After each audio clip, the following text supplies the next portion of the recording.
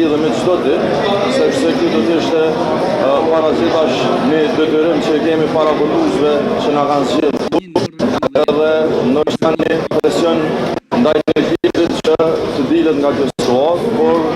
nuk pres që një gjë e tillë të ndodhë për shkak të faktit tashmë të dëshmuar që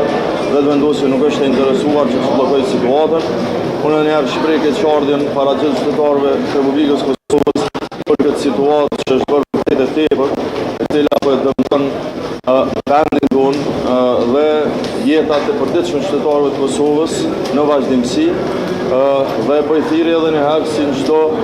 rast tjetër lëvizjes vetëvendosje dhe liderit saj zotit Kurti që ta ndrojnë kandidatën dhe të vinë me një kandidat në mesin e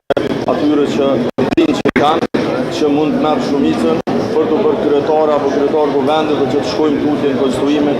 edhe të kuvendit të Republikës Kosovës, por edhe në afatet kushtetuese për themelimin e qeverisë, sepse kështu si jemi kemi mbetur në shtet në qendje emergjente esencialisht, me qenë se nuk kemi as qeveri legjitime e as kuvend funksional. Faleminderit. Oj, Firza.